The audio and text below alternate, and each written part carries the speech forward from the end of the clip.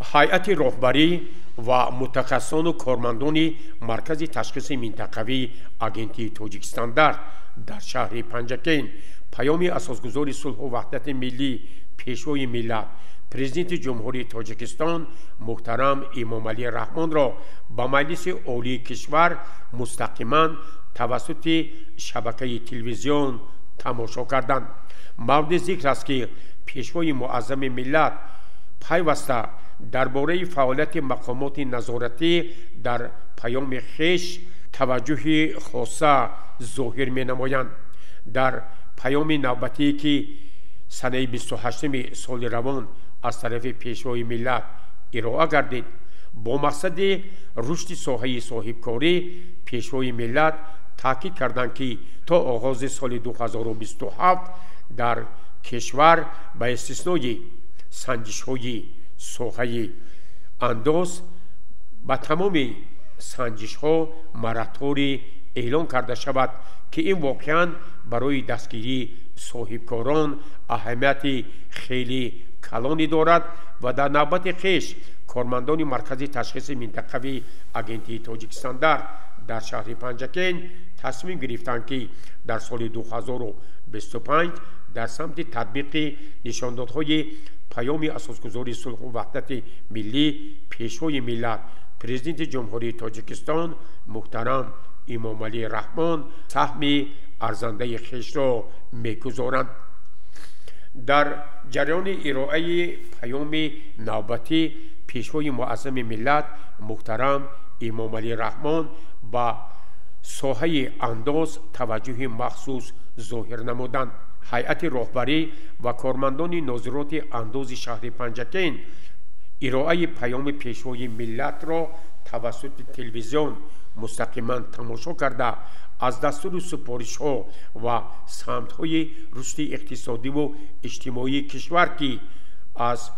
ғанигардондани буҷет ва ҷамъоварии андозҳо вобастагии калон дорад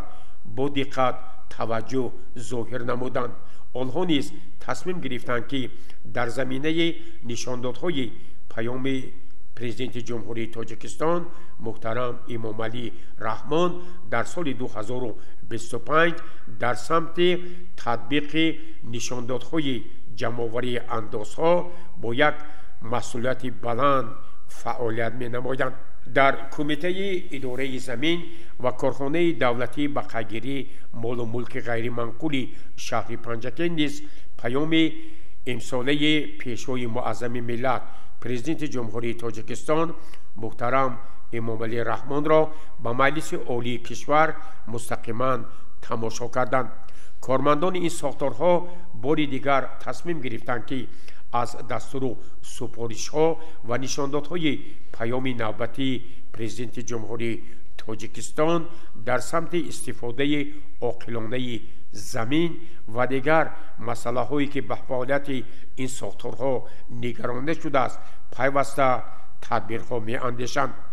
дар корхонаи фаръии давлатии хоҷагии манзилии коммуналии шаҳри панҷакейн низ паёми пешвои муаззами миллатро бо як шавқ ва ифтихори хоса мустақиман тамошо карда аз дастури супоришҳои пешвои миллат ки дар ҷараёни ироаи паём баён карданд дар самти ободу зебосохтани шаҳрҳо онҳо тасмим гирифтанд ки барои ободонӣ ва боз ҳам зебосохтани панҷакенти бостонӣ саҳми арзандаи хешро мегузоранд. дар масъалаи давлатии хоҷагии ҷангали шаҳри панҷакейн низ паёми пешвои миллат президенти ҷумҳурии тоҷикистонро бо як ифтихор ва таваҷҷӯҳи хоса мустақиман тамошо карданд. кормандони хоҷагии ҷангали шаҳри панҷакейн низ тасмим доранд ки дар асоси дастури супоришҳо ва нишондодҳои паёми пешвои миллат президенти ҷумҳурии тоҷикистон фаъолияти хешро дар соли 2025 боз ҳам густурда месозанд. дар филиали бонки давлатии амонатгузории амонатбонк дар шаҳри панҷакейн низ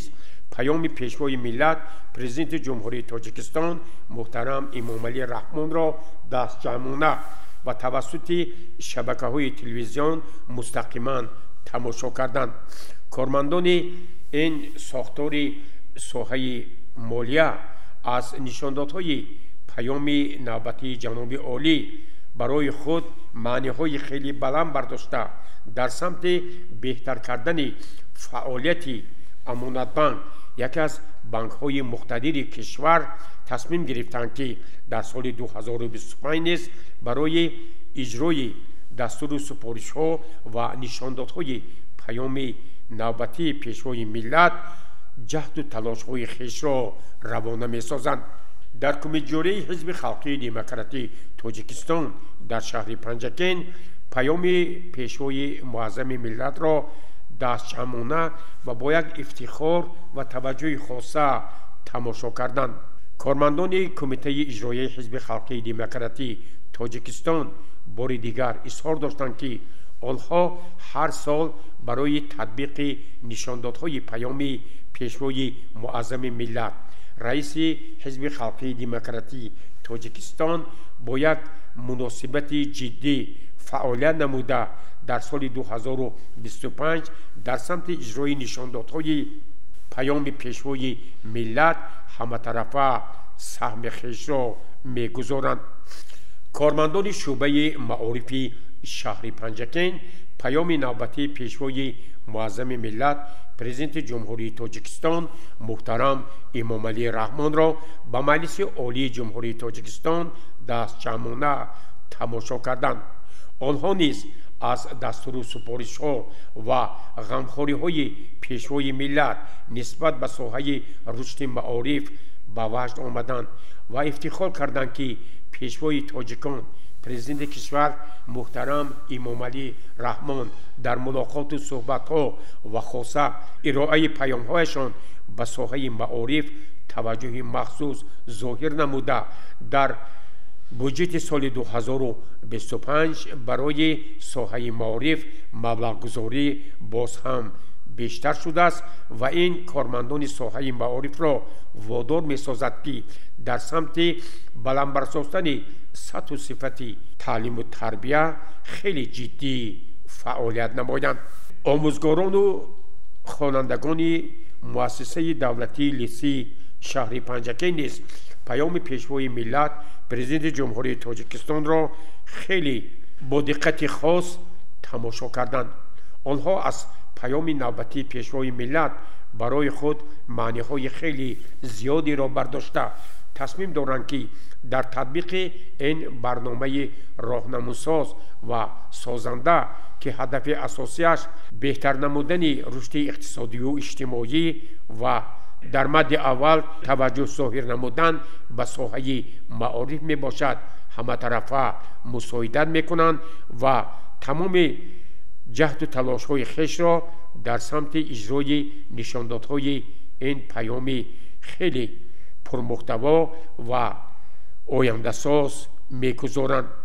дар коллеҷи омӯзгории шаҳри панҷакен низ паёми пешвои муаззами миллатро дастчамона ва бо як таваҷҷӯҳи хоса тамошо карда аз паёми навбатии пешвои муаззами миллат ба ваҷд омаданд ва ифтихор карданд ки воқеан президенти ҷумҳурии тоҷикистон муҳтарам имомалӣ раҳмон дар фаъолияти хеш ироаи паёмҳояшон ва дар паёми имсолашон низ ба соҳаи маориф таваҷҷӯҳи махсус зоҳир карданд ва мо бояд гуфтанд кормандони коллеҷи омӯзгорӣ дар самти омода сохтани беҳтарин мутахассисон саҳми арзанда гузорем ва дастуру супоришҳо ва нишондодҳои паёмро содиқона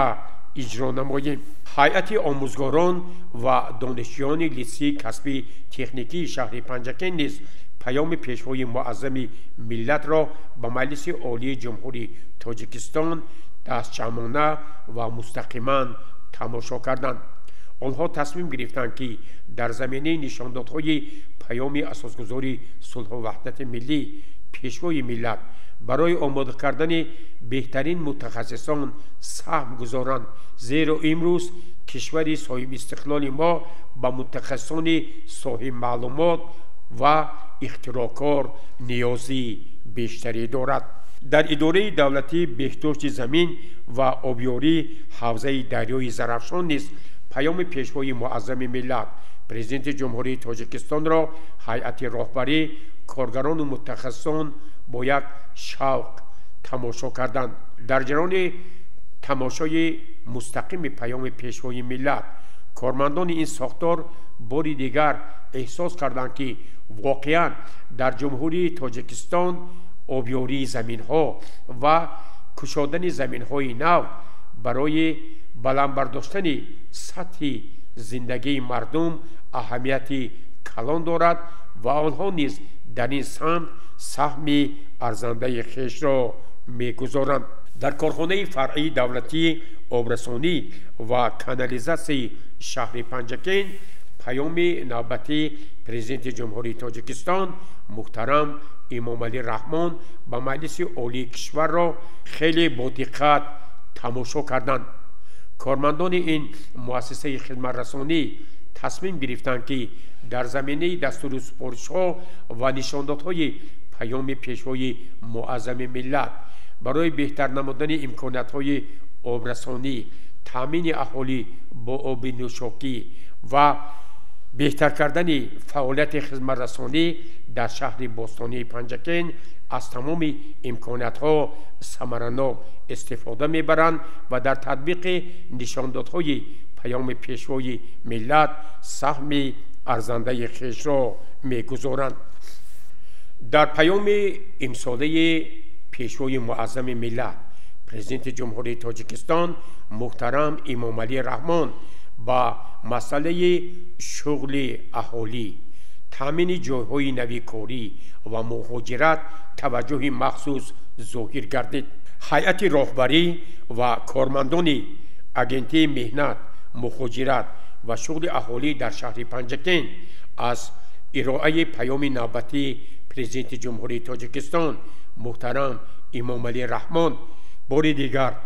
احساس کردند که واقعا در جامعه امروزه ما تشکیل جایهای نویکاری و نظام درآوردن مهاجرت مهنتی از وظیفه‌های اولین درجه می باشد و آنها نیز تصمیم گرفتند که برای تطبیق نشاندادهای پیشوای ملت در این سمت با یک مسئولیت جدی در سال 2025 فعالیت میکنند. همینطور ساکنان شهر و دیهات پنجکین ارائه مستقیم پیام پیشوای ملت پرزیدنت جمهوری تاجیکستان محترم امام علی رحمان را با مجلس عالی جمهوری تاجیکستان دستجمعانه تماشا کردند. آنها از این پیام واقعا راهنمونساز و سازنده خیلی با یک افتخار سخن گفتند و اظهار داشتند که پیشوای معظم ملت توسط پیام نوبتیشان سمت‌های افضل‌ناک سیاست داخلی و خارجی، رشد اقتصادی و اجتماعی مملکت را مشخص و معین کردند و مردم پنجکین تصمیم گرفتند که در تطبیق نشاندادهای پیام اساسگذار صلح و وحدت ملی پیشوای ملت پرزیدنت جمهوری تاجیکستان محترم امام علی رحمان با مجلس عالی جمهوری تاجیکستان سهم ارزنده خود را می‌گذارند.